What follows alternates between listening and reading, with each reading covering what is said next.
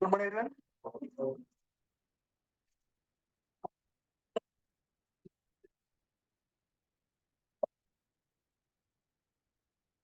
Section 9 section 5।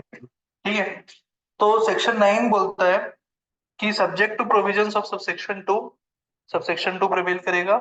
There shall be levied a tax called the central goods and services tax on all intra-state supplies of goods and services of both except on alcoholic liquor for human consumption on such value as may be as per section 15 of CGST Act and at such rates not exceeding 20% as may be notified by the government on the recommendation of the council।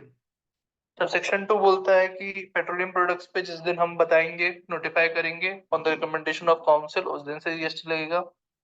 Sub section 3 बोलता है कि कुछ notified goods और services पे GST reverse charge pay करना है recipient को and he will be the person who will be liable to pay tax. सारे प्रोविजंस उस पे लगेंगे।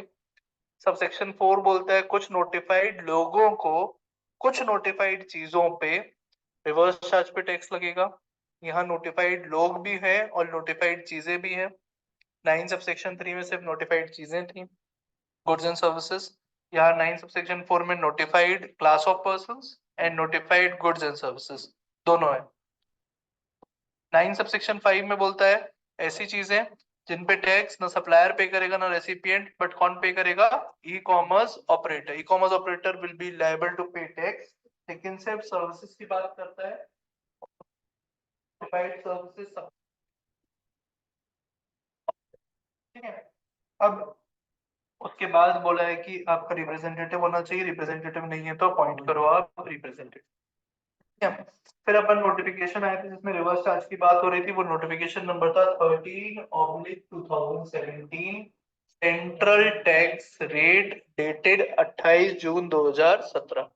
ठीक है, एटलीस्ट नंबर याद कर लोगे तो अच्छा हो जाएगा। डेट नहीं भी याद रही तो कोई दिक्कत नहीं है, नंबर याद होना चाहिए। 13/2017 सेंट्रल टैक्स।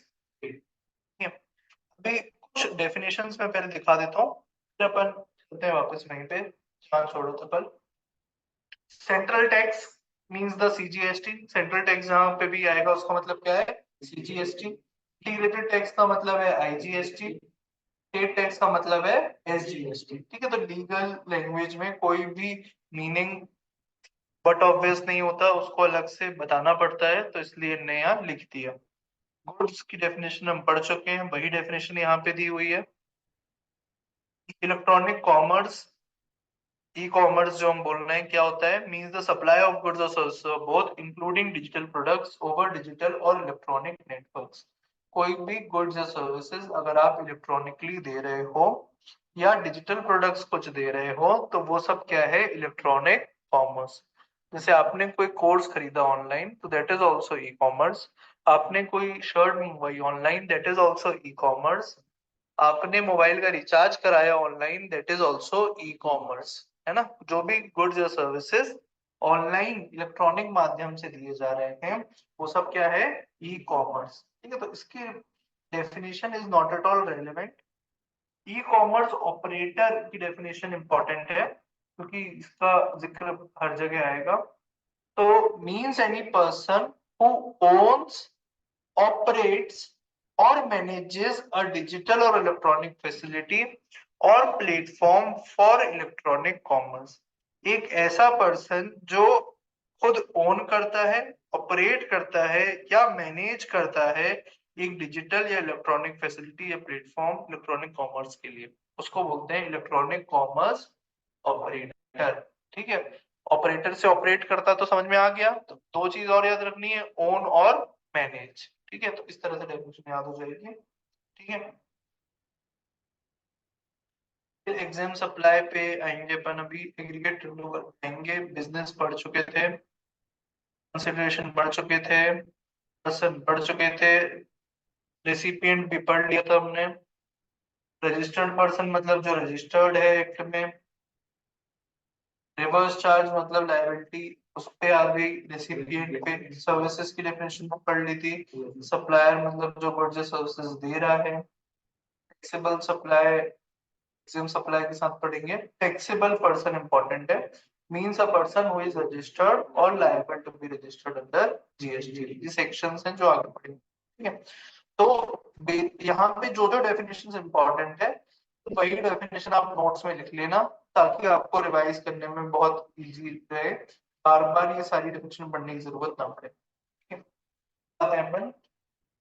नोटिफिकेशन में इसमें हम गुड्स ट्रांसपोर्ट एजेंसी की बात कर रहे थे। फर्स्ट पॉइंट जो था गुड्स ट्रांसपोर्ट एजेंसी का, गुड्स ट्रांसपोर्ट एजेंसी अगर अपने तो सर्विसेज है, सर्विसेज कौन सी है, transportation of goods by road, ये प्रोवाइड कर रही है बड़े लोगों को। बड़े लोगों को मतलब ये स्पेसिफाइड पर्सन, स्पेसिफाइड पर्सन कौन कौन है, factory, cooperative society, society, partnership firm, registered, जो anyone who is registered under GST, a casual taxable person, body corporate, कोई भी लॉ में रजिस्टर्ड हो या अनरजिस्टर्ड हो, ये सारे लोग को अगर प्रोवाइड कर रही है, इनमें से किसी भी लोगों को प्रोवाइड कर रही है तो उस पे क्या आ जाएगा, रिवर्स चार्ज, ठीक है।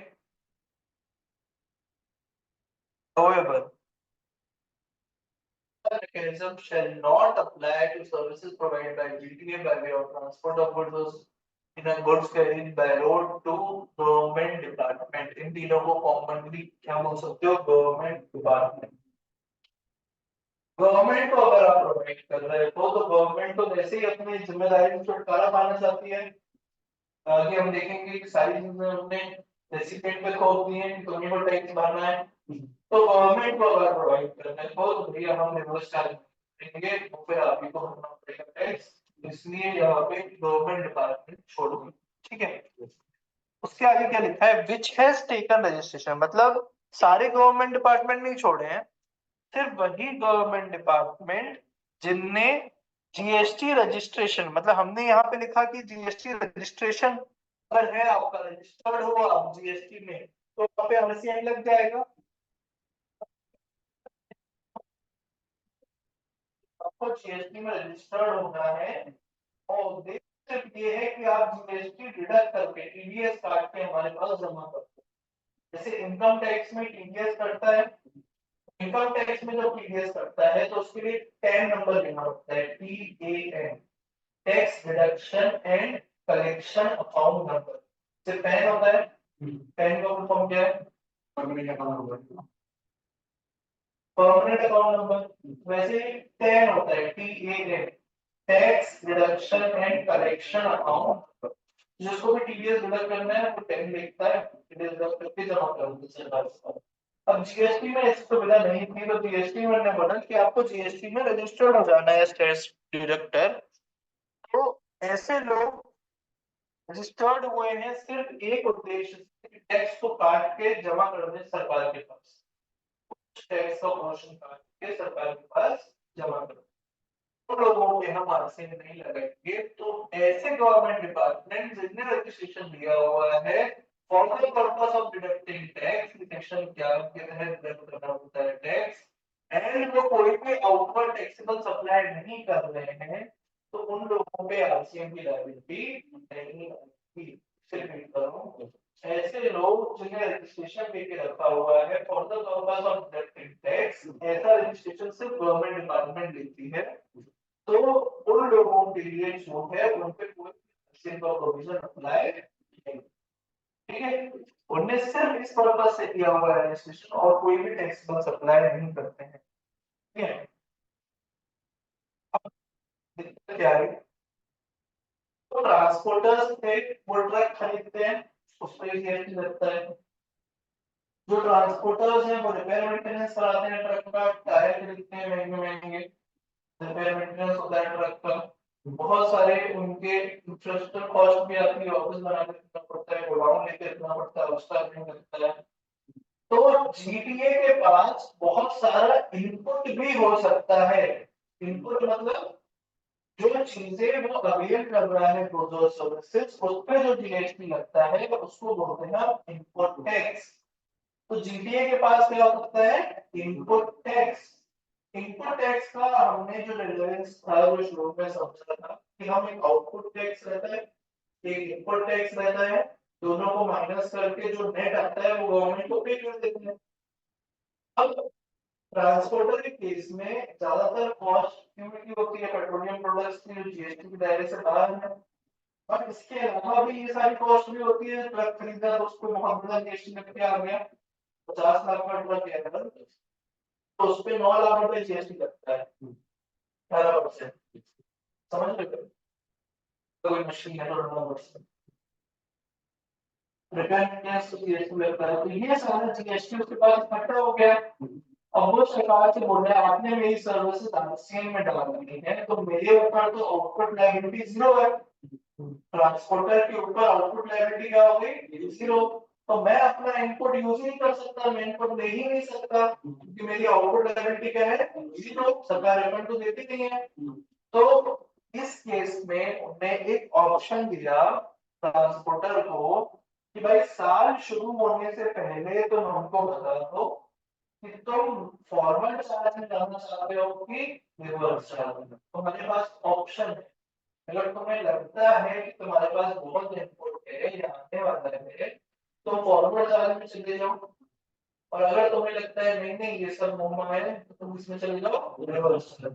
दो फॉरवर्ड चार्ज और रिवर्स चार्ज। ये साल शुरू होने से पहले तुमको हमको बताना पड़ेगा कि तुम फॉरवर्ड में जा रहे हो कि रिवर्स में जा रहे हो। अगर फॉरवर्ड में जाओगे तो सारे ट्रांजैक्शन तुम्हारे फॉरवर्ड चार्ज में होंगे, रिवर्स में जाओगे तो सारे ट्रांजैक्शन तुम्हारे रिवर्स चार्ज। ठीक है? 2 साल पहले ऐसा नहीं था, 2 साल पहले वो हर ट्रांजैक्शन के लिए चेंज कर सकता था टेक्नोलॉजी। इसकी वजह से गवर्नमेंट बहुत बेवकूफ बन रही थी, तो गवर्नमेंट ने बोला वैसा इतना ज्यादा हम कॉम्प्लिकेटेड वर्कशीट नहीं करेंगे कि एक में फॉरवर्ड है एक में रिवर्स है, एक में फॉरवर्ड है एक में रिवर्स। अब साल इतने साल लग गया तो फॉरवर्ड चलाओगे या तो रिवर्स। ठीक है? तो ट्रांसपोर्टर के लिए भी इजी हो गया समझना ना, गवर्नमेंट के लिए भी इजी हो गया समझना। तो ये देखना है ऐसे लोग जिनने ये ऑप्शन एक्सरसाइज कर लिया है कि वो फॉरवर्ड चार्ज में जाएंगे और उसके हिसाब से टैक्स इनवॉइस इशू कर रहे हैं, तो उन पे ये प्रोविजन लागू नहीं होगा। तो क्या रहता है बोर्ड इसलिए की अमेंडमेंट है। Further, nothing contained in this entry shall apply when the supplier has taken registration to the GST in 2017 and exercise the option to pay tax on services on GTA in relation to transport of goods supplied by him under forward charge. So forward charge being there specifically किया हुआ कि word पहले कहीं पे भी act में लिखा नहीं था। And the supplier has issued a tax invoice to the recipient charging GST as applicable rate and has made the prescribed deviation of such invoice issued by him. मतलब ये टर्म्स कंडीशन थी कि आपको invoice issue करना है, tax collect करना है और उसमें नोट देना है कि हम फॉरवर्ड चार्ज में चले गए हैं, तो आप इसका टैक्स करते हैं नोटो दे सरकार को। हाँ ठीक है, तो ये जीटीए की बात थी। तो जीटीए के केस में जनरल रूल आरसीएम लगेगा, कब आरसीएम नहीं लगेगा, जब उसने फुल फॉरवर्ड चार्ज ऑफ किया होगा। दूसरा, अगर वो गवर्नमेंट डिपार्टमेंट को दी जाए सर्विसेज और डिपार्टमेंट से रजिस्टर्ड है for the purpose of deducting tax and कोई भी टैक्स हम सप्लाई कर रहे हैं तो उन पे रिवर्स चार्ज नहीं लगेगा।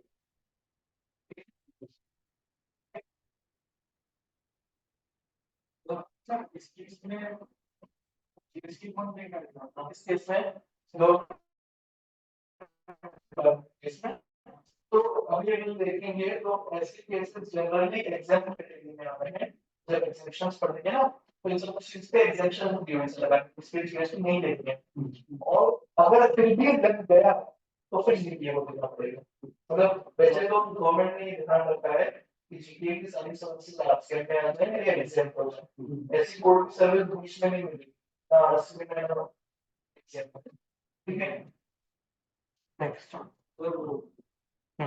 गवर्नमेंट और डिपार्टमेंट से हाँ टैक्स डिडक्शन के पर्पस के लिए इसका मतलब है कि उनने रजिस्ट्रेशन जो किया हुआ है वो टैक्स डिडक्टर है, मतलब वो कोई ओवर सप्लाई नहीं करते हैं, कोई बिल इशू नहीं करेंगे, तो उनको नॉर्मल रिटर्न भरने की जरूरत नहीं। उनके लिए एक अलग रिटर्न का फॉर्म है जीएसटीआर 7 नाम है उसका, तो वो फॉर्म उनको भरना है। वो ये बताता है कोई 2.5 लाख रुपए से ज्यादा का कॉन्ट्रैक्ट अगर होता है तो उस पर 2% टीडीएस काटना होता है, जीएसटी टीडीएस। तो सपोज 10,000 रुपए आपने सप्लाई किया, 1800 रुपए जीएसटी बनता है, तो 10,000 का 2%। ठीक है, 200 रुपए का आपके गवर्नमेंट को जमा देना है और बता देना है कि इसने 10,000 रुपए की सप्लाई मुझे की है, ताकि गवर्नमेंट को पता चल जाए कि हाँ 10,000 रुपए की सप्लाई हुई है, तो बाकी 1,600 रुपए हमको सामने वाले से लेते हैं। ठीक है, तो ये इस मैकेनिज्म को चलाने के लिए गवर्नमेंट टीडीएस बहुत बड़ा एक सोर्स है गवर्नमेंट का कलेक्ट इंफॉर्मेशन। गवर्नमेंट को इंफॉर्मेशन मिल जाती है कि किसकी कितनी इनकम है टीडीएस की वजह से, और पैसा तो कलेक्ट हो ही जाता है जल्दी। तो इसलिए यहाँ पे भी गवर्नमेंट टीडीएस लेके आ रही है जीएसटी में कि आपको टीडीएस करना है। तो टीडीएस किसको करना है? सिर्फ और सिर्फ गवर्नमेंट डिपार्टमेंट्स को। ठीक है, नेक्स्ट। अब यहाँ पे और ज्यादा डिटेल में जाओगे अगर, गवर्नमेंट कंपनीज इंक्लूडेड नहीं है। Government companies although are required to take GST registration for deducting TDS, उन लोग भी टीडीएस डिडक्ट करते हैं, बट वो यहाँ एक्सेप्शन में नहीं है। ठीक है, सिर्फ गवर्नमेंट के department, local authority, governmental agencies है। ठीक है, वो प्रोवाइड करते हैं गवर्नमेंट कंपनीज होती हैं, इसलिए से पहले डिफेंस, मिनिस्ट्री ऑफ डिफेंस के अंतर्गत तीनों फैक्ट्रीज आती थी आपकी, जो व्हीकल फैक्ट्री है, ग्रे आयरन फाउंड्री, और भी है ना, 2-3 फैक्ट्री है अपने पास, ऑर्डिनेंस फैक्ट्री। अब गवर्नमेंट ने उसको कॉर्पोरेटाइजेशन कर दिया है, सबको कंपनीज में कन्वर्ट कर दिया है, तो अब वो क्या बन गई? Government companies. अब वो गवर्नमेंट डिपार्टमेंट नहीं रह गए, अब क्या हो गए? वो गवर्नमेंट कंपनीज। ठीक है, अब सेकंड पॉइंट,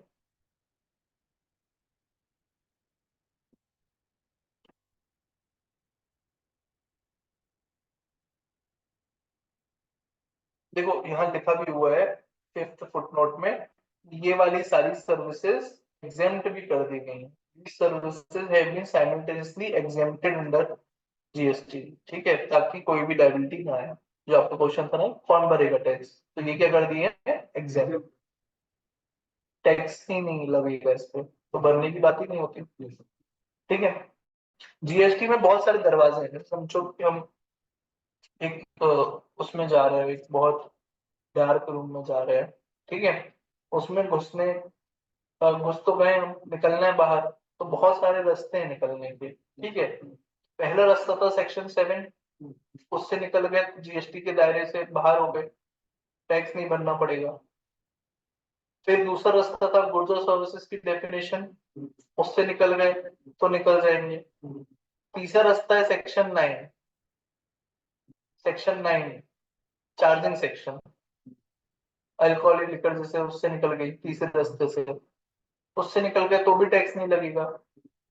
अब ये 3 रास्ते से नहीं निकल पाया, तो चौथा रास्ता आएगा एग्जेम्पशन का, जहां गवर्नमेंट ने दयालु मन से कुछ चीजों पे जीएसटी एग्जेम कर दिया है, उससे निकल गए तो भी टैक्स नहीं लगेगा। अब ये 4 दरवाजे छूट गए, अगर ये चारों दरवाजे से नहीं निकल पा रहे हो आप, तो अब जीएसटी लगना तो तय हो गया। अब बस ये जानना है कि पे कौन करेगा, रेसिपिएंट, सप्लायर या ई कॉमर्स ऑपरेटर। तो उसके लिए ये आरसीएम का नोटिफिकेशन काम आएगा और ई कॉमर्स ऑपरेटर का नोटिफिकेशन काम आएगा। तब लगेगा तो जीएसटी, बट हो सकता है आपको ना देना पड़े। ठीक है, फिर आता है कुछ गवर्नमेंट ने उसमें, हो सकता है कुछ ऐसा बोल दिया कि पूरी वैल्यू पे नहीं देना, 25% वैल्यू पे देना, 50% वैल्यू पे देना, वो नोटिफिकेशन काम आए। ठीक है, तो ऐसे अपन पूरा चलेंगे जीएसटी। अभी अभी exempted हाँ, अभी एग्जामेशन बचा है, एग्जामेशन करेंगे तो समझ में आएगा क्या क्या चीजें एग्जेम्प्टेड। अभी तो सब चीजों पे जीएसटी लेगा, ऐसा समझ लिया हमने। शेड्यूल 3 था तो वो सेक्शन 7 में ही बाहर हो गया। ठीक है, तो जीटीए के बाद अब सेकंड सर्विस आते हैं एडवोकेट की सर्विसेज। तो एडवोकेट्स हमने देखे हैं काले कोट बैंक के कोर्ट रूम में रहते पड़े। तो क्या क्या सर्विसेज देते हैं एडवोकेट्स? तो एडवोकेट्स एक तो केस लड़ते हैं आपका, जिसको हम बोलते हैं रिप्रेजेंटेशन, रिप्रेजेंट करते हैं आपको कोर्ट में। कोई भी आपका अगर केस चल रहा है तो आपको रिप्रेजेंट करते हैं आपके बिहाफ में। ठीक है, कंसल्टेंसी देते हैं आपको, आपको कोई मैटर में फंस गए तो आप जाके कंसल्टेंसी देते हो, उसके फीस चार्ज कर लेते हैं, लीगल एडवाइस। ठीक है, लीगल एड। तो क्या लिखा है, services provided by individual advocate. Individual advocate मतलब इंडिविजुअल के अलावा और कौन एडवोकेट हो सकता है? फॉर्म बनाने के पार्टनरशिप फर्म, एडवोकेट्स की फर्म हो सकती है, फॉर्म बना के प्रैक्टिस कर लें।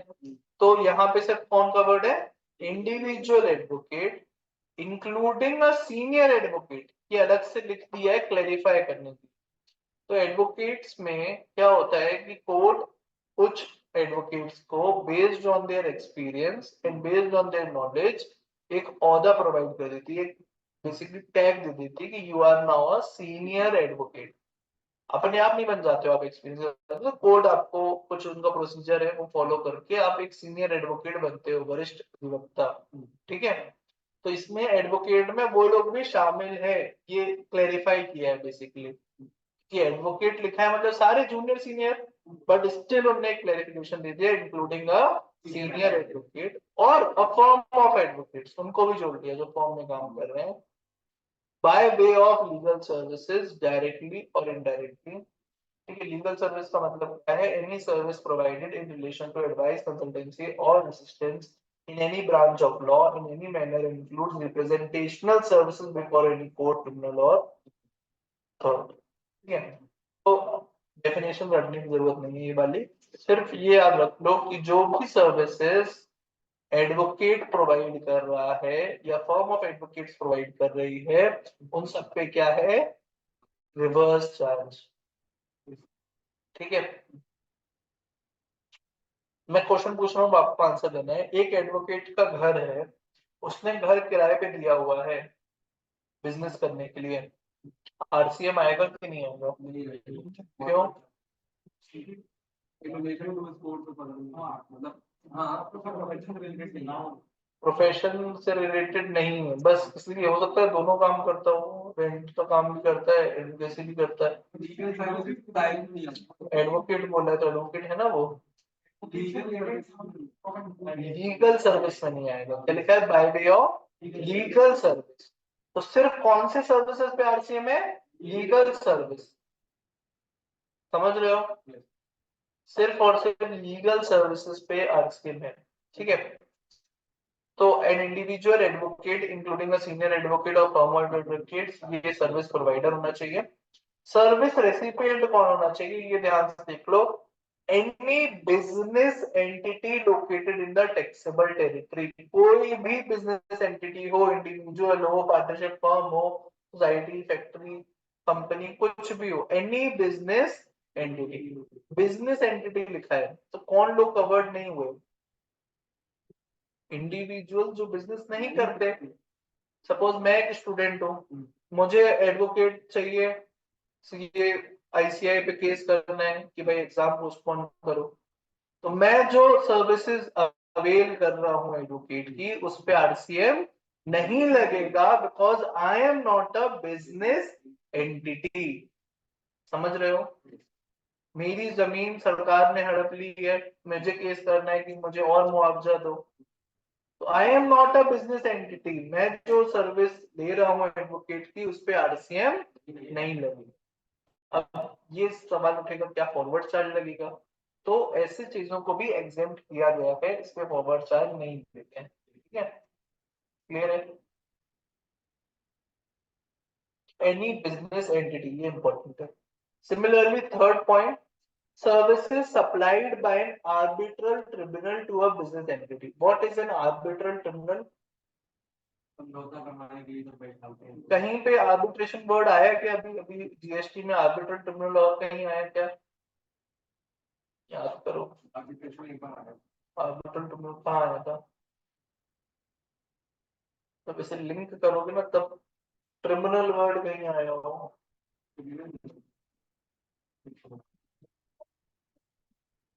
हाँ वेरी गुड, कुछ ऐसी सर्विसेज थी जिनको सप्लाई कंसिडर नहीं करते थे, कौन से शेड्यूल में थी, शेड्यूल 3।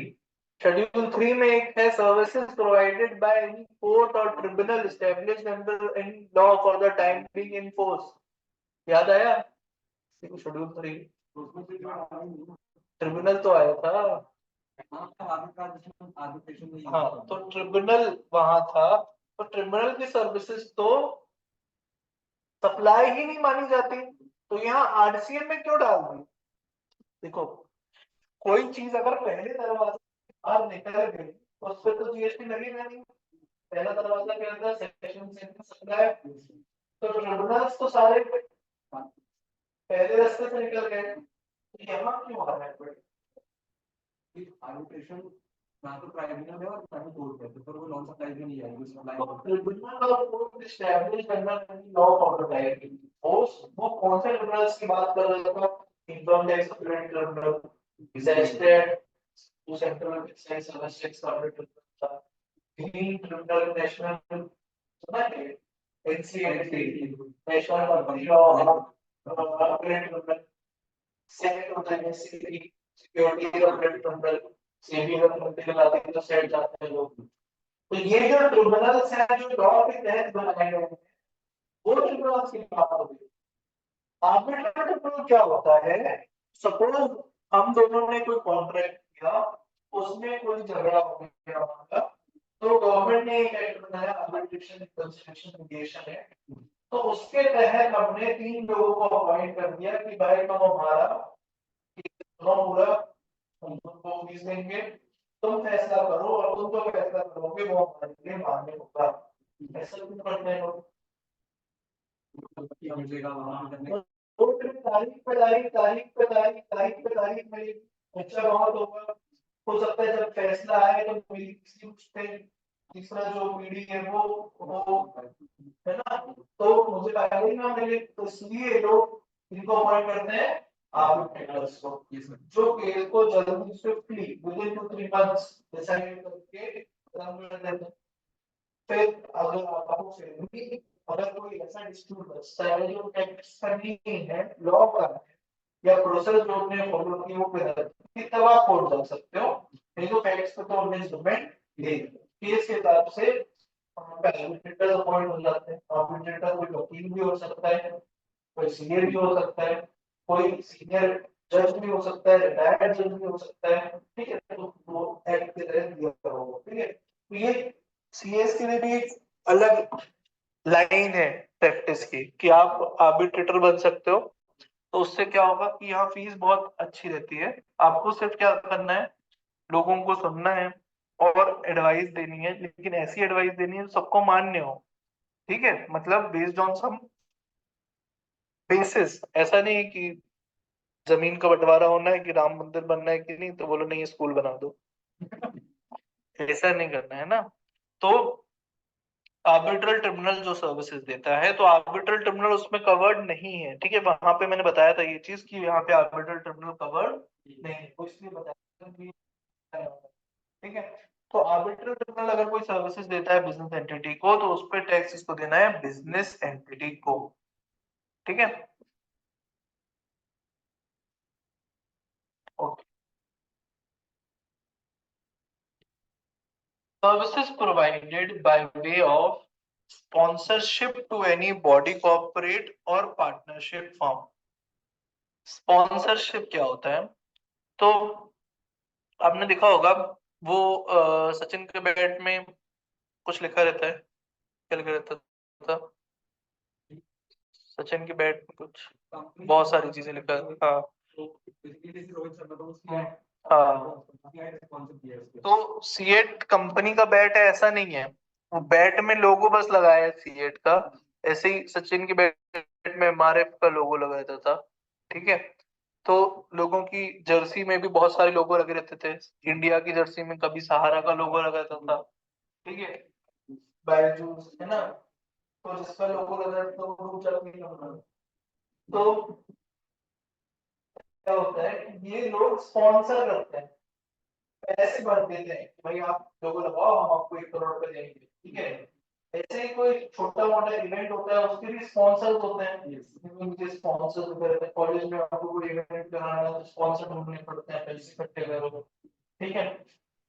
तो ऐसे ही अगर कोई स्पॉन्सरशिप की सर्विसेज ले रहा है तो उसको पैसे मिल रहे हैं स्पॉन्सर करने के लिए।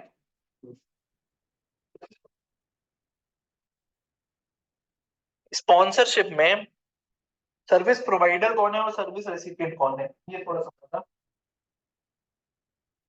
ने को पैसे दिए 1 करोड़ रुपए ताकि सीसीआई जो जर्सी बने उसमें एक छोटा सा लोगो एमएलए का लग जाए। सर्विस प्रोवाइडर कौन है? बीसीसीआई। सर्विस रेसिपिएंट कौन है? जो पैसा देता है वो क्या होता है? सर्विस। हमेशा इस लॉजिक से सोचोगे कभी। जो पैसा देता है वो क्या है? Service recipient. और जो पैसा लेता है वो क्या है? Service provider. ठीक है, तो यहाँ पे टैक्स किसको भरना है? रेसिपिएंट। जो पैसा दे रहा है उसको आरसीएम। हमारे 1 करोड़ रुपए देगा बीसीसीआई को, उस पर 18 लाख रुपए जीएसटी देगा सरकार। ठीक है, तो ये services of sponsorship to any body corporate और पार्टनरशिप फर्म, ये सब तभी आएगी जब बॉडी कॉर्पोरेट को आप दे रहे हो या पार्टनरशिप फर्म को दे रहे हो। इंडिविजुअल केस में नहीं आएगा, तो ये याद रखना है। स्पॉन्सरशिप के केस में आरसीएम तभी आएगा जब आप किसी बॉडी कॉर्पोरेट मतलब कंपनी को दे रहे हो या किसी पार्टनरशिप फर्म को दे रहे हो। बीसीसीआई तो इसमें नहीं आएगा, लेकिन ये कौन है जो प्रोवाइड कर रहा है? Services provided bye way of sponsorship. Service provide कौन कर रहा है? बीसीसीआई। किसको प्रोवाइड कर रहा है? एमआरएफ को। किसका स्टेटस देखना है? एमआरएफ का। क्या एमआरएफ कंपनी है? हाँ, एमआरएफ कंपनी है, तो क्या लग जाएगा? Reverse charge. ठीक है, क्लियर है ये वाला पॉइंट? पहला पॉइंट था जीटीए, दूसरा पॉइंट था वकील एडवोकेट, तीसरा आर्बिट्रल ट्रिब्यूनल, चौथा स्पॉन्सरशिप। ठीक है,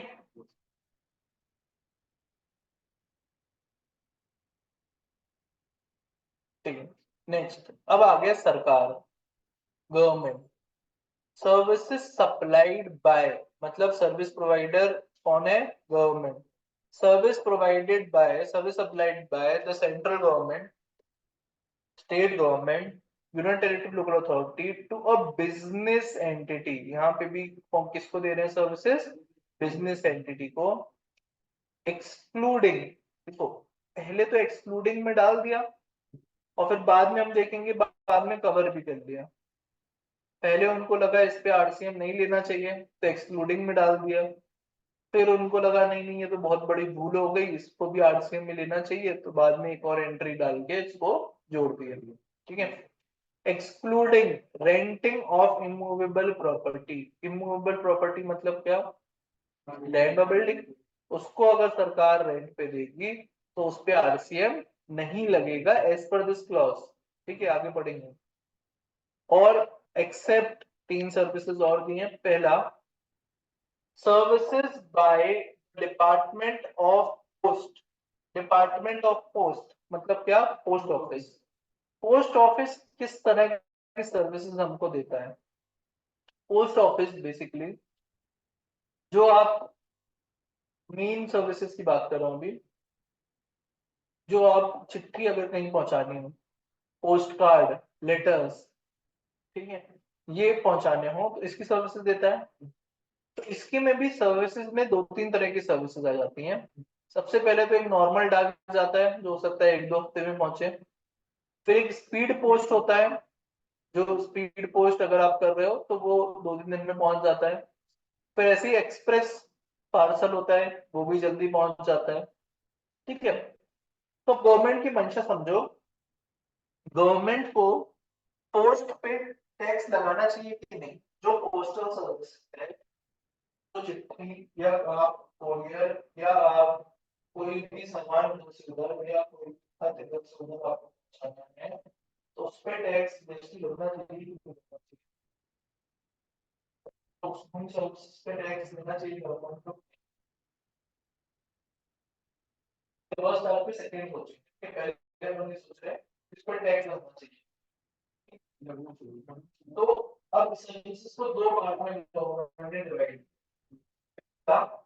जो नेसेसिटी है, नेसेसिटी है, फंडामेंटल राइट एक तरह से, ठीक है। तो मोबाइल नहीं है, मोबाइल का जमाना नहीं है, आपको किसी को कोई संदेश पहुंचाना है, कोई मैसेज पहुंचाना है, अपने घर पहुंचाना है, ठीक है, तो आपने नॉर्मल से लिख के यदि वहां वो घर पहुंच गई पोस्ट, ठीक है, तो ये गवर्नमेंट का दायित्व है कि वो लोगों को कम से कम दाम में ऐसी फैसिलिटी प्रोवाइड करे जिससे वो कम्युनिकेट कर पाए, ठीक है। तो इसलिए जो नॉर्मल पोस्ट होता है, नॉर्मल पोस्ट, उस पर जीएसटी करना, ठीक है। लेकिन जब बात स्पीड पोस्ट कोरियर की आती है, तब वहां प्राइवेट प्लेयर्स भी हैं, हमने सरकारी जो सर्विसेज है उसको एग्जेम्प्ट कर दिया, प्राइवेट वाले तो मर जाएंगे, प्राइवेट वाले बोलेंगे आपकी जो कॉस्ट है वो हमेशा कम होगी, हमारी बहुत ज्यादा होगी, यहाँ पे जीएसटी लगा रखा है आपने, क्योंकि यहाँ पे प्राइवेट कंपटीशन है, ऐसी सर्विसेज को गवर्नमेंट ने टैक्स पे नहीं किया हुआ है, ऐसे सर्विसेज पे गवर्नमेंट ने जीएसटी लगा हुआ है, ठीक है, ठीक है। अब डिपार्टमेंट ऑफ पोस्ट के एंगल से सोचो, इतने सारे लोग कोरियर्स की पोस्ट कराने आते हैं, तो गवर्नमेंट इन सर्विसेज पे आरसीएम कैसे लगाए, क्योंकि छोटे छोटे लोग सपोज आप ही कुछ कोरियर करने आपने चार्जेस पे किए, तो इट इज बेटर कि इन सर्विसेज पे डायरेक्टली पोस्टल अथॉरिटी से ही टैक्स कलेक्ट कर दिया जाए, उसको बोला जाए कि आप जब भी बिल काटो स्लिप दो, उस पे जीएसटी लगा के दे दो, तो इसलिए उनकी सर्विसेज को या तो कुछ सर्विस एग्जाम्प्ट कर दी, और बाकी सर्विसेज जो एग्जाम्प्ट नहीं की उस पर क्या लगा दिया, रिवर्स चार्ज मैकेनिज्म, ठीक है। तो अगर एग्जेम्पशन पढ़ेंगे तब ये पॉइंट आएगा। तो अभी के लिए ये समझ लो कि डिपार्टमेंट ऑफ पोस्ट की सारी सर्विसेज किसमें कवर्ड है, रिवर्स चार्ज मैकेनिज्म में कवर्ड नहीं है, सॉरी, डिपार्टमेंट ऑफ पोस्ट की सारी सर्विसेज रिवर्स चार्ज मैकेनिज्म में कवर्ड नहीं है, ठीक है, एक्सक्लूडिंग ठीक है। Next, services in relation to an aircraft or a vessel inside or outside the presence of a port or airport. Port मतलब बंदरगाह, मतलब ships जहाँ आते हैं, और एयरपोर्ट जहाँ हवाई जहाज आते हैं। गवर्नमेंट पोर्ट और एयरपोर्ट पे बहुत सारे सर्विसेज प्रोवाइड करती है ऐसी कंपनियों को, ऐसे लोगों को जिनके जहाज या जिनके एयरक्राफ्ट उन पोर्ट या एयरपोर्ट पे आते हैं, ठीक है। तो उन सारी सर्विसेज को प्रोवाइड करने के लिए बहुत सारा पैसा भी चार्ज करते हैं उनसे, तो ये जो पैसा चार्ज करते हैं उस पे भी आरसीएम नहीं लगेगा, उसको ये गवर्नमेंट प्रोवाइड करती है सर्विसेज, गवर्नमेंट का कोई पोर्ट है सपोज, उसमें आपका एयरक्राफ्ट लैंड होना है, तो गवर्नमेंट बोलती है कि भाई आप लैंड करोगे तो हमारा जो इंडिया है, हमने जो इसको संभाल के बनाया है, इतना खर्चा किया है, उसको यूज कर रहे हो, तो आप हमको 1 लाख रुपए दो तभी हम लैंड करेंगे, ठीक है। कुछ फीस है, कुछ चार्जेस है गवर्नमेंट के, जो गवर्नमेंट देती है कि आप अगर लैंड 1 लाख लैंड कर रहे हो, या शिप अपना यहाँ लॉक कर रहे हो, आप गुड्स उतार रहे हो, यहाँ हमारी सर्विसेज जो सिक्योरिटी गार्ड के अरेंज कर रहे हो, तो हम चार्जेस लेते हैं आपसे, ठीक है, मंथली हो सकता है, पर डे हो सकता है, जो भी चार्जेस, तो कोई और अकाउंट में जो भी फैसिलिटी गवर्नमेंट प्रोवाइड कर रही है उसके रिलेटेड जो चार्जेस ले रही है उन सब पे भी आरसीएम नहीं है। थर्ड, ट्रांसपोर्ट ऑफ गुड्स और पैसेंजर्स, तो जब आप रेलवे से जाते हो मतलब गवर्नमेंट, तो उस पे भी जीएसटी गवर्नमेंट डायरेक्टली ले देती है, आरसीएम उस पे भी, तो गवर्नमेंट की सारी सर्विसेज पे आरसीएम है एक्सेप्ट फॉर, फोर बोल रहा हूँ, बार बोल रहा हूँ, एक्सेप्ट फॉर पहला रेंटिंग ऑफ मूवेबल प्रॉपर्टी, दूसरा पोस्टल, तीसरा एयरपोर्ट ऑफ पोर्ट, और चौथा ट्रांसपोर्ट ऑफ गुड्स और पैसेंजर।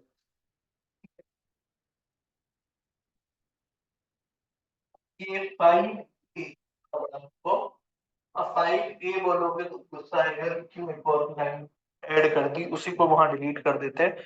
तो गवर्नमेंट की कुछ लॉजिक है जिसको अपन को नहीं चैलेंज करना है, ठीक है। तो यहाँ पे इसको जोड़ने का मतलब क्यों है अलग से, कि यहाँ बिजनेस एंटिटी वर्ड गायब कर दिया हमने, वहां से डिलीट क्यों नहीं किया, यहाँ जोड़ा क्यों? क्योंकि वहां पे उन्होंने बोला कि हम बिजनेस एंटिटी को जो services देंगे वो आरसीएम में कवर्ड है, एक्सक्लूडिंग दीज। अगले वाले एंटिटी से बिजनेस एंटिटी का जिक्र ही नहीं है। जो भी पर्सन रजिस्टर होगा उसको अगर ये सर्विसेज दी जा रही है तो वो क्या आ जाएंगी, आरसीएम। और चलिए रेंटिंग ऑफ इमूवेबल, मतलब सिर्फ तीन ही चीजें आरसीएम के दायरे से बाहर है गवर्नमेंट की, postal services, food airport, transportation of goods. Renting of immovable property पे आरसीएम है, बट वो वहां के यहाँ क्यों जोड़ा है, वहां क्यों नहीं काटा और यहाँ क्यों एडिशनल लाइन है, क्योंकि उसमें टेक्निकल थोड़ा सा आता है। वहां वो बिजनेस एंटिटी की बात करते हैं, चाहे वो रजिस्टर्ड हो या अनरजिस्टर्ड, और यहाँ वो रजिस्टर्ड है। ठीक है, क्वेश्चन मार्क कर लेना क्योंकि अमेंडमेंट है, उसके रिलेटेड क्वेश्चन एक्सपेक्टेड है। Services by way of renting of residential dwelling to a registered person. तो रेसिडेंशियल डवेलिंग का क्या कंसेप्ट है, कोई पूरा एंट्री या मूवमेंट समझने के लिए, घर मैं किराए पे कोई प्रॉपर्टी ले रहा हूँ, ठीक है, वो प्रॉपर्टी रेसिडेंशियल हो सकती है, वो प्रॉपर्टी कमर्शियल हो सकती है। मैंने अगर घर किराए पे दिया तो it is a residential property, मैंने एक बिल्डिंग किराए पे दी तो this is a commercial property. तरह समझ में आता है। अब रेसिडेंशियल प्रॉपर्टी को अगर मैंने किराए पे दिया तो उसका उपयोग यूज दोनों तरीके से कर सकता हूं, रेसिडेंशियल भी और कमर्शियल भी। हो सकता है आपने दिया तो घर पे, बट मैंने घर किराए पे, बट मैंने वहां अपना सीए का ऑफिस डाला, ठीक है, तो you have rented out a residential property but for commercial use. ऐसा भी हो सकता है आपने घर किराए पे दिया और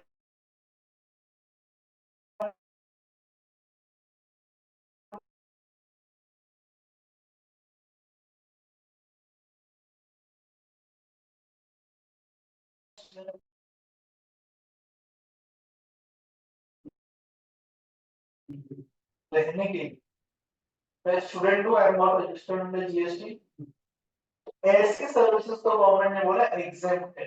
सर्विसेज क्या है, एग्जेम्प्ट, ठीक है। तो आप लोगों को जो भी रहने के लिए, अगर सपोज बुक्स और ले रहा हूँ, मैं एक दुकानदार हूँ, मैंने कोई घर लिया किराए पे रहने के लिए, मेरा बिजनेस है, सपोज मेरा बिजनेस है किराने का, मैंने एक घर लिया हुआ है किराए पे रहने, ठीक, होटल में निकाल दिया तो मैंने किराए पे रहूंगा रहने के लिए। क्या रहने मतलब बिजनेस करने के लिए वो घर किराए पे लिया हुआ है, वो घर किराए पे क्यों लिया हुआ है मैंने, रहने के लिए। तो ये सर्विसेज भी एग्जिस्ट है, ठीक है। अब घर किराए पे रहने के लिए बिजनेस के लिए कौन देता है, तो समझना, मैं मेरी कंपनी है, मैंने चार, मेरी कंपनी के बाजू में जो चार फ्लैट थे, मैंने चारों फ्लैट ले लिए किराए पे, और मैंने अपने एम्प्लॉइज को बोला कि आप यहाँ रहोगे या मेरे जो गेस्ट आते हैं वो यहाँ रुकेंगे। तो I have rented a residential premises for use as residence but for business purpose. 3,000 पे आ गया, मेरा ये था प्रॉपर्टी क्लासिफिकेशन रेसिडेंशियल या कमर्शियल, तो वहां तो रेसिडेंशियल है। दूसरा यूज क्लासिफिकेशन रेसिडेंशियल है कमर्शियल, यूज में रेसिडेंशियल। तीसरे लेयर पे आ गए प्रॉपर्टी रेसिडेंशियल है, यूज में रेसिडेंशियल है, और क्या मैं बिजनेस के लिए यूज कर रहा हूँ या नहीं कर रहा हूँ, तो यहाँ पे बिजनेस के लिए यूज कर रहा हूँ। तो जब ये तीनों चीजें सेटिस्फाई हो जाएंगी तो इस पे हम क्या करेंगे, रिवर्स चार्ज, ठीक है। फिर से पढ़ते हैं, service by way of renting of residential dwelling to a registered person, ठीक है। तो उसके बहुत सारे क्लैरिफिकेशंस आए हैं, जिन क्लैरिफिकेशन का तरफ सेम था कि ये तीनों चीजें जब फुलफिल हो जाएंगी तभी आरसीएम आएगा, नहीं तो आरसीएम, ठीक है। और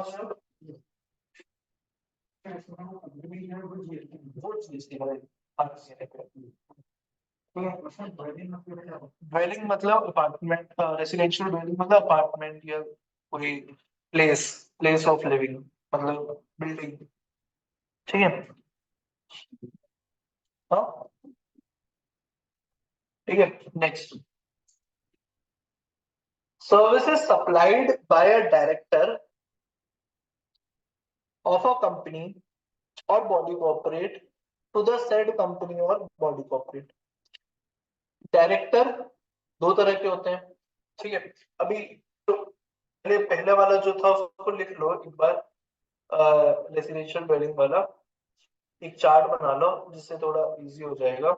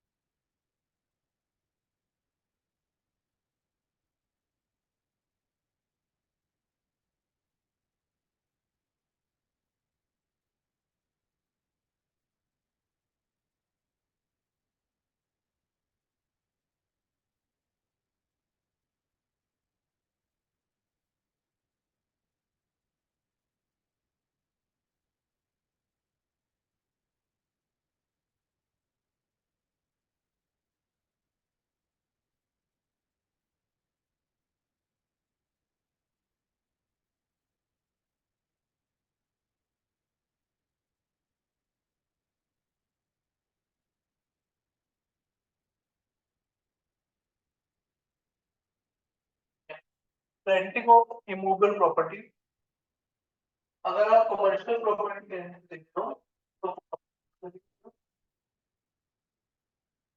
प्रॉपर्टी दे रहे हो तो आपको देखना है यूज रेसिडेंस है या कमर्शियल है।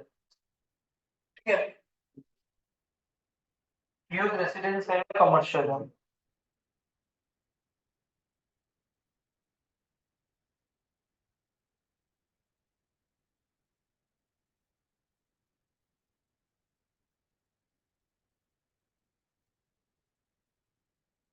यूज अगर रेसिडेंस है, रेसिडेंशियल प्रॉपर्टी दे रहे हो आप रेसिडेंस के लिए, तो जो रेसिडेंस के लिए आप प्रॉपर्टी रेसिडेंशियल प्रॉपर्टी दे रहे हो वो बिजनेस के लिए है अदर देन बिजनेस के लिए? बिजनेस के लिए है तो रिवर्स चार्ज लगेगा, अदर देन बिजनेस के लिए तो एग्जेम्प्ट हो जाएगा। रेसिडेंशियल प्रॉपर्टी कमर्शियल यूज के लिए दे रहे हो तो फॉरवर्ड चार्ज।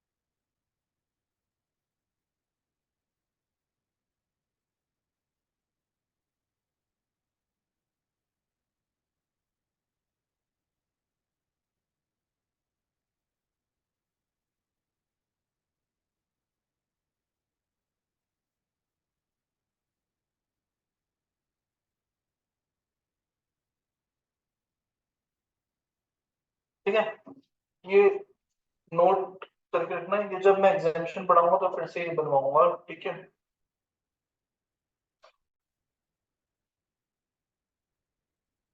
ये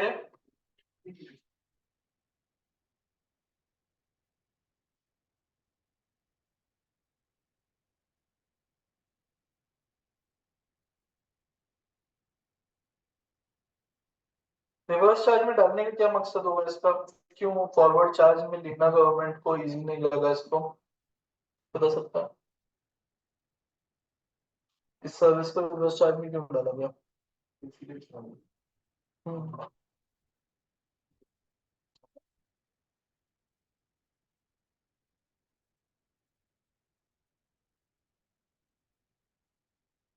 अभी तक जितने पढ़ने पड़े, जीटीए, एडवोकेट, फिर आर्बिट्रल ट्रिब्यूनल, फिर सरकार, इन सबको रिवर्स चार्ज में क्यों डाला गया था?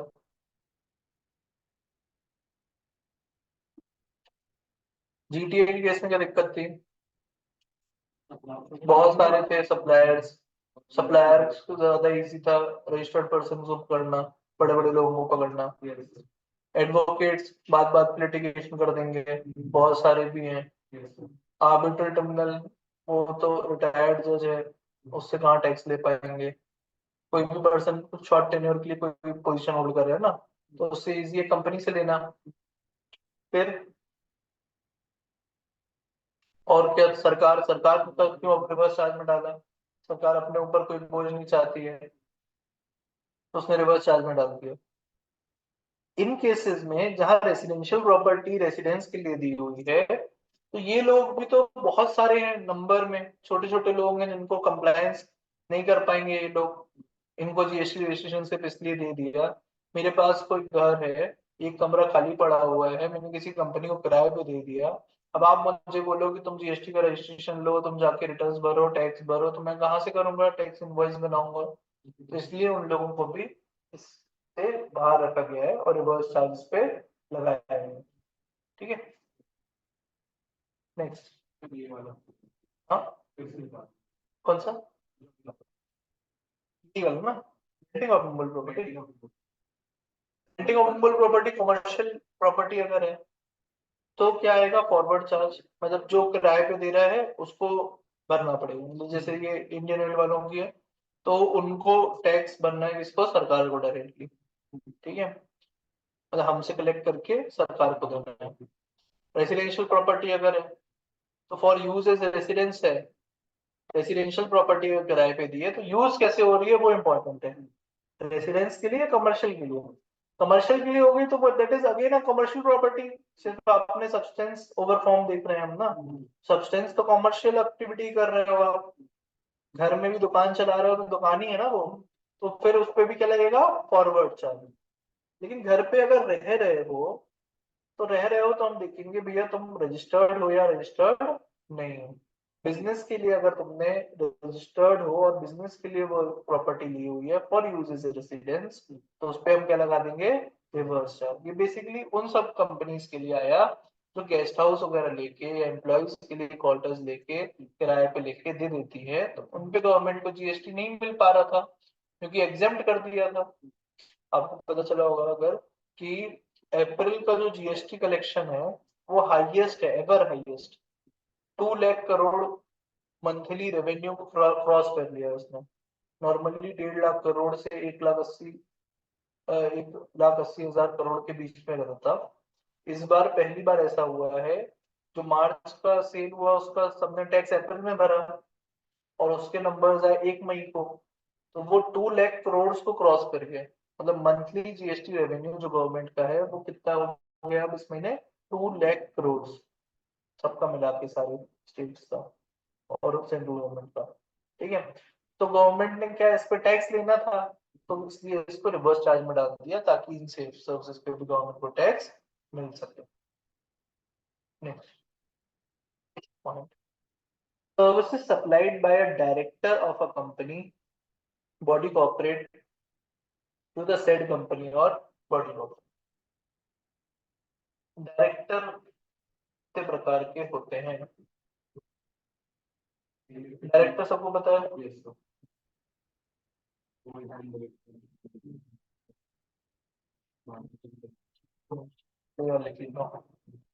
इंडिपेंडेंट डायरेक्टर एक वर्ड आया,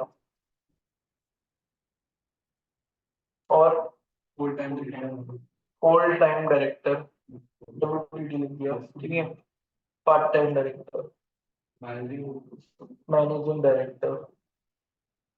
क्या managing director full time director होता है क्या, पार्ट टाइम डायरेक्टर होता है? चलो और बोलो, बस इतना ही होता है डायरेक्टर।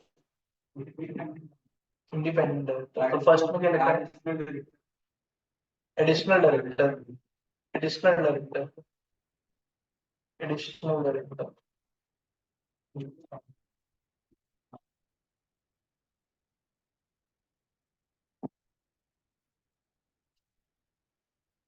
क्या होता है एडिशनल डायरेक्टर? अगर कोई डायरेक्टर की मौत हो जाती है या मौत हो जाती है डायरेक्ट, हाँ। एग्जाम्पल तो मौत हो जाती है तो नए डायरेक्टर को लाके आना पड़ता है, 2 साल के लिए मतलब नए डायरेक्टर ला रहे कितना तो टेन्योर होता है मैक्सिमम, एडिशनल डायरेक्टर का टेन्योर क्या होता है, हो सकता है मैक्सिमम? प्रोविजन नहीं पता है मुझे, बस अच्छा, ओवर भी मालूम दिया। कंपनीज एक्ट में डायरेक्टर्स नहीं उन लोग को फाइनल में, और क्या सकते ही सुना है। हाँ, स्लीपिंग डायरेक्टर, वाह, स्लीपिंग पार्टनर, स्लीपिंग डायरेक्टर कर दिया तुमने। तो broadly directors can be classified under 2 heads, executive director and non-executive directors। ठीक है, directors can be classified under 2 heads, executive directors and non-executive directors। Executive directors में कौन आते हैं, तो एग्जीक्यूटिव डायरेक्टर्स में आपके मैनेजिंग डायरेक्टर आता है, full time directors are executive directors, part time directors और एग्जीक्यूटिव डायरेक्टर्स जो भी कंपनी के डे टू डे अफेयर्स में पार्टिसिपेट करते हैं। ठीक है, जो भी डे टू डे अफेयर्स देखते हैं वो सारे डायरेक्टर्स क्या कहलाते हैं, एग्जीक्यूटिव डायरेक्टर। ठीक है, के अलावा वुमेन डायरेक्टर होते हैं, रेसिडेंट डायरेक्टर होते हैं, इसके अलावा आपका नॉमिनी डायरेक्टर होते हैं। ठीक है, नाम बस बता रहा हूँ, वुमेन डायरेक्टर समझ में आ गया। तो कुछ कंपल्शन है कि अगर आपका इतनी बड़ी कंपनी है तो आपको मिनिमम 1 वुमेन डायरेक्टर या 1/3 वुमेन डायरेक्टर रखने हैं। प्रेसिडेंट डायरेक्टर अगर सारे डायरेक्टर फॉरेन के हैं तो एक कंपलसरी इंडिया का डायरेक्टर रखना है आपको। कोई संस्था से आपने लोन वोन लेके रखा है तो वो आपके बोर्ड में एक नॉमिनी डायरेक्टर बैठा देते हैं। ठीक है, जो उनके हितों की रक्षा करता है। ठीक है, नॉन एग्जीक्यूटिव में कौन आते हैं, तो जो स्लीपिंग डायरेक्टर्स होते हैं, वो सारे क्या कहलाते हैं, नॉन एग्जीक्यूटिव। उसी में इंडिपेंडेंट भी आते हैं, सारे नॉन एग्जीक्यूटिव इंडिपेंडेंट हो ऐसा जरूरी नहीं है। नॉन एग्जीक्यूटिव इंडिपेंडेंट ना भी हो तो भी नॉन एग्जीक्यूटिव हो सकते हैं, ठीक है।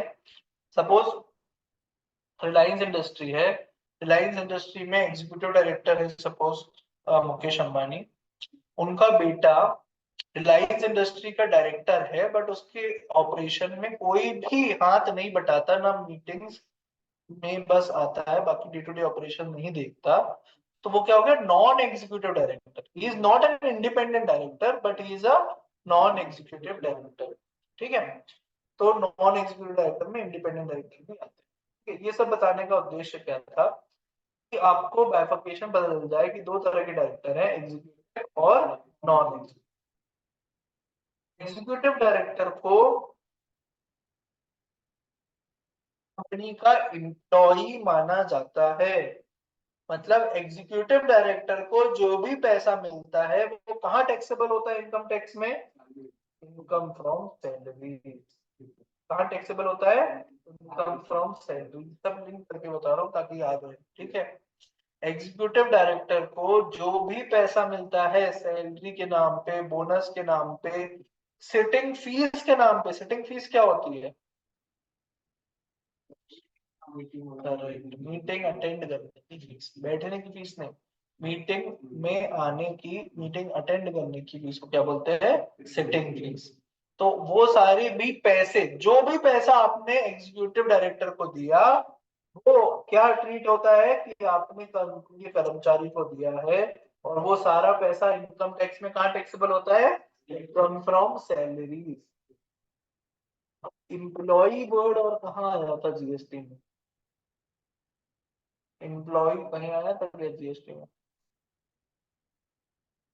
हाँ कहाँ आया था, शेड्यूल 1, शेड्यूल 1, शेड्यूल 1 में जहाँ पर्सन बोले थे वहां बोला था, दो जगह आया था। एक शेड्यूल 1 में आया था रिलेटेड पार्टी में कि सर्विसेज जो रिलेटेड पर्सन के बीच में होंगी इवन विदाउट कंसिडरेशन वो सप्लाई मानेंगे, तो उसमें एम्प्लॉयर एम्प्लॉय को भी रिलेटेड मान लिया गया।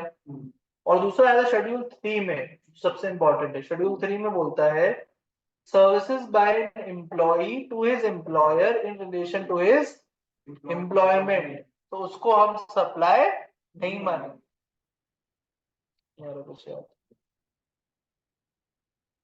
Services by an employee to his employer in relation to his employment, नहीं अगर पीछे पलट के देख लो शेड्यूल 3, ठीक है, तो उसको हम सप्लाई नहीं मानेंगे। तो ये एग्जीक्यूटिव डायरेक्टर को जब हम एम्प्लॉय मान रहे हैं, तो इसको जो इसकी सर्विसेज के बदले में जो भी पैसा दे रहे हैं वो सब भी जीएसटी के दायरे से बाहर हो गया बाय वर्च्यू ऑफ शेड्यूल 3, पहले दरवाजे से ही बाहर निकल लिया ये। तो यहाँ पे जो बात हो रही है वो एग्जीक्यूटिव डायरेक्टर्स को जो पेमेंट हो रही है उसके बारे में बात नहीं हो रही है कि वो तो पहले दरवाजे से ही बाहर निकल गया। यहाँ पे किन लोगों को पेमेंट की बात हो रही है, जो नॉन एग्जीक्यूटिव डायरेक्टर है इंक्लूडिंग इंडिपेंडेंट डायरेक्टर। तो इंडिपेंडेंट डायरेक्टर्स या नॉन एग्जीक्यूटिव डायरेक्टर्स को जो भी पैसा आप दोगे ये बेचारे से कहाँ वसूल पाएंगे, तो हम किससे वसूल लेंगे उसका जीएसटी, जो कंपनी से जो दे रही है। तो services supplied by director, director के बाजू में तो नॉन एग्जीक्यूटिव डायरेक्टर लिखा नहीं है बट ऑब्वियस है, क्योंकि एग्जीक्यूटिव डायरेक्टर एम्प्लॉई लिखेंगे भी इतना नोट में कि any paid to executive director outside the ambit of GST, any payment made to executive director, any payment made to executive director is outside the ambit of GST, a purview of GST, a scope of GST, GST के दायरे से बाहर है, किसी को भी English में कोई भी दिक्कत होती है तो तुरंत पूछ लिया करो, मैं उसका हिंदी अनुवाद कर दूंगा, वरना समझ में नहीं आएगी चीज तो उसके बाद की 10 चीजें भी और समझनी आएंगी। ठीक है, तो बिल्कुल शर्माने की जरूरत नहीं है, यहाँ किसी को भी इंग्लिश नहीं आती है, पूछ लेना। ठीक है, क्या बोलना सब any payment made to executive director is outside the ambit of GST by virtue of Schedule 3. By virtue of Schedule 3, as he is treated as an employee of the company. As he is treated as employee of the company. TDS पढ़ा है क्या? TDS information पढ़ा है नहीं पढ़ा sir मैंने? PGP salary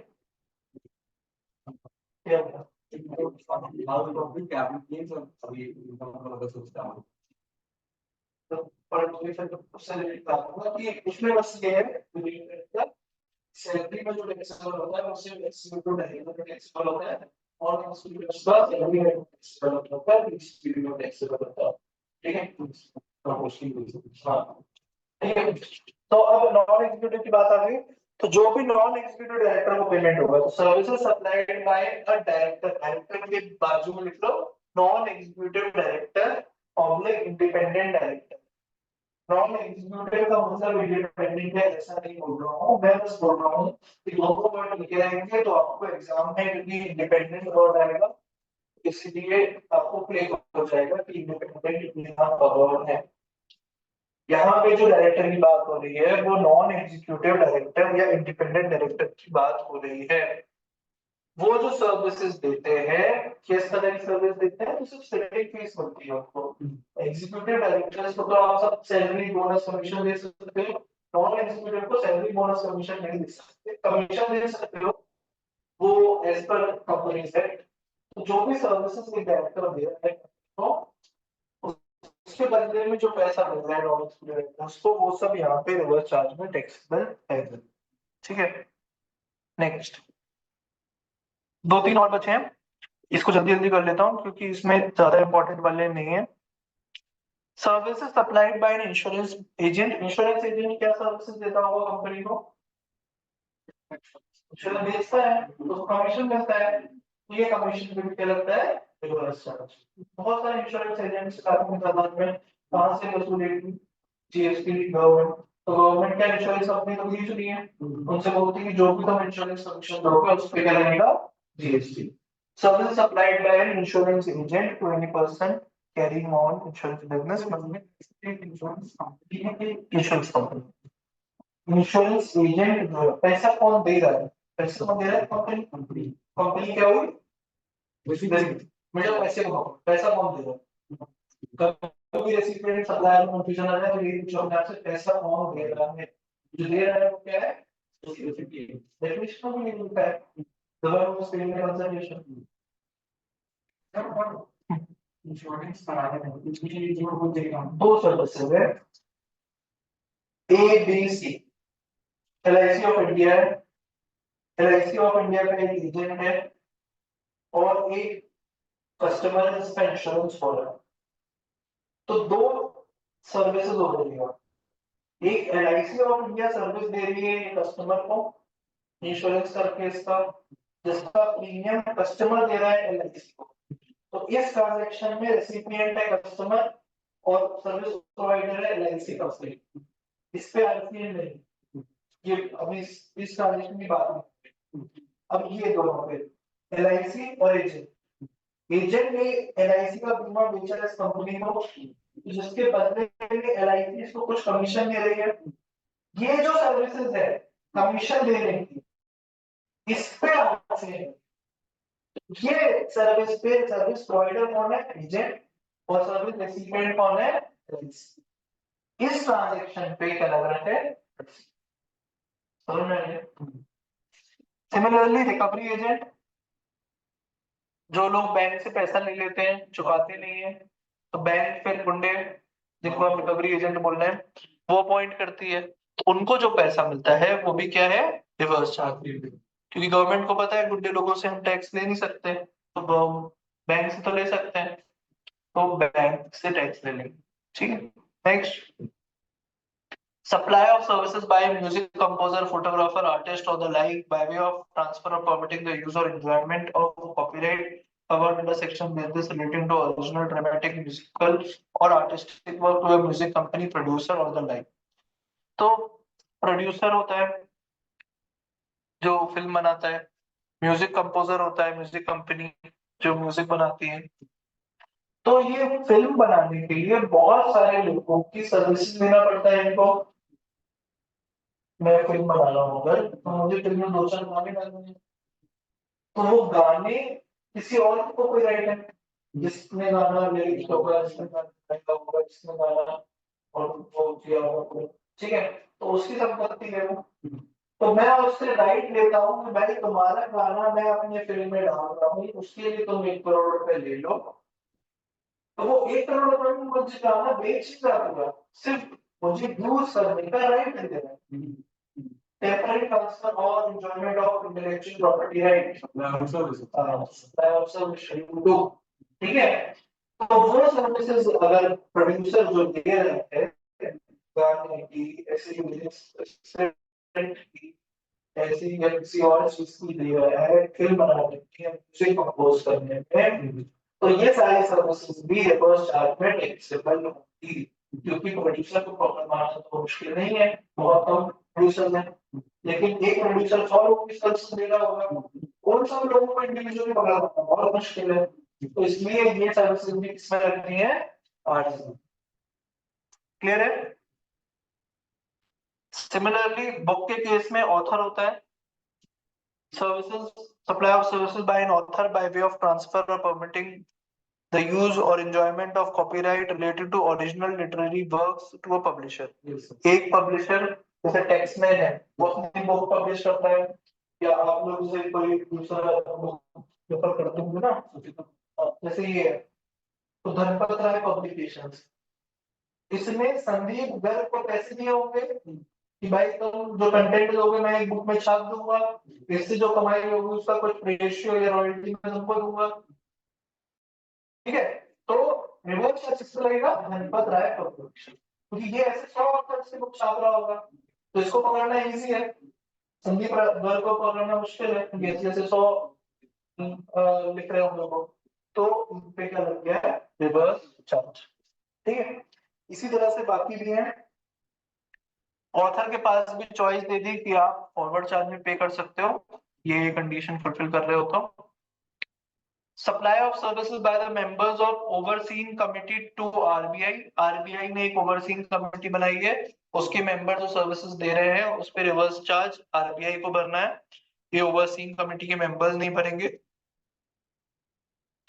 services supplied by individual direct selling agents, DSA, DSA क्या होते हैं, ये लोन करवाते हैं, लोन करवाने के बदले में इनको कमीशन मिलता है, ठीक है। तो बहुत सारे सीएस भी अनऑफिशियली डीएसए ले लेते हैं अपने वाइफ के नाम पे, मदर के नाम पे, ताकि वो अपने क्लाइंट का लोन कराएं तो उनको कमीशन मिल जाए। सीए कमीशन इनकम नहीं ले सकता, प्रोफेशनल एथिक्स में वो है, प्रोहिबिटेड है, तो इसलिए वो इस तरह से ले लेते हैं, ठीक है, वो भी प्रोहिबिटेड है बट लेते हैं, ठीक है, बता रहा हूँ एग्जांपल के बस, ठीक है। तो डीएसए, सपोज कोई पर्सन है जो बैंकों से लोन कराने का काम करता है, एनबीएफसी से लोन कराता है, बैंकों से लोन कराता है, तो वो लोन कराने के लिए उसको कुछ कमीशन मिलता है, जैसे इंश्योरेंस एजेंट को कमीशन मिलता है वैसे इसको भी कुछ कमीशन मिलता है, उस पे क्या है, reverse charge mechanism. Insurance agent, recovery agent और डीएसए, ये तीनों को एक साथ बोलेंगे जब हम रिवाइज करेंगे ना, क्योंकि ये एक कैटेगरी के लोग हैं। सिमिलरली बिजनेस फैसिलिटेटर, तो बिजनेस फैसिलिटेटर और नीचे बिजनेस करस्पॉन्डेंट दिया है, इनको भी साथ में बोलेंगे। ये लोग क्या होते हैं कि जैसे बैंक की ब्रांच नहीं है गाँव में, तो गाँव में मशीन लेके चले जाएंगे, वहां मशीन से ही आप आधार एनेबल्ड मशीन रहेगी, पैसे जमा कर सकते हो, पैसे निकाल सकते हो, ठीक है। तो ये लोग कहलाते हैं बिजनेस फैसिलिटेटर, जो बिजनेस करस्पॉन्डेंट। तो इन लोगों की सर्विसेज पे भी क्या है, रिवर्स चार्ज मैकेनिज्म, ठीक है। बैंक हाँ बैंक पे करेगा, ठीक है। कितनी बची है? 3। ठीक है, एक काम करो, इतना बस पढ़ लेना, फिर अपन कल कंटिन्यू करते हैं। तो अभी तक अपन ने कौन कौन सी सर्विसेज पढ़ ली हैं? सबसे पहले अपन ने पढ़ा जीटीए। जीटीए गया वकील के पास, तो एडवोकेट हो गए सेकंड, दोनों में झगड़ा हो गया तो वो आर्बिट्रेट ट्रिब्यूनल पहुंच गए। तीसरा आर्बिट्रेट ट्रिब्यूनल, फिर झगड़ा रिजॉल्व नहीं हुआ तो गवर्नमेंट को हस्तक्षेप करना पड़ा। चौथा क्या है? गवर्नमेंट, ठीक है। फिर पांचवा क्या था? वो गवर्नमेंट से रिलेटेड है, ठीक है, इमूवेबल प्रॉपर्टी, है ना। फिर गवर्नमेंट और रेंटिंग और मूवेबल प्रॉपर्टी एक ही पॉइंट है, ठीक है। हाँ, फिर ये रेसिडेंशियल ड्वेलिंग के लिए, ठीक है, रेसिडेंशियल ड्वेलिंग अगर कोई रजिस्टर्ड पर्सन लेता है, ठीक है, तो वो लोग रेसिडेंशियल ड्वेलिंग, उसके बाद डायरेक्टर की services, services of a director. फिर एजेंट्स में कौन कौन आ गए? इंश्योरेंस एजेंट, रिकवरी एजेंट, ऐसे बिजनेस फैसिलिटेटर, बिजनेस कॉर्पोरेटर, ये पांचों एजेंट है एक तरह से। तो इन पांचों पे क्या लग गया? Reverse charge. फिल्म बना रहे हो या बुक पब्लिश कर रहे हो तो उसके जितने भी टेम्पररी यूज है उस पे रिवर्स चार्ज। और लास्ट हमने पढ़ा कि अगर ओवरसीइंग कमिटी है तो उस पे आरबीआई क्या पे करेगा? रिवर्स चार्ज, ठीक है। तो इतना बस याद कर लेना, फिर जो 2-3 बचे हैं कल करते हैं उसको। फिर ऑथर चाहे तो फॉरवर्ड चार्ज कुछ भी हाँ, ऑथर के पास ऑप्शन है, जैसे ही जीटीए के पास भी ऑप्शन है कि वो फॉरवर्ड चार्ज में भी कर सकता है। क्या होता है, कुछ बड़े बड़े ऑथर होते हैं तो उनको ये है कि हमको इनपुट मिल जाए,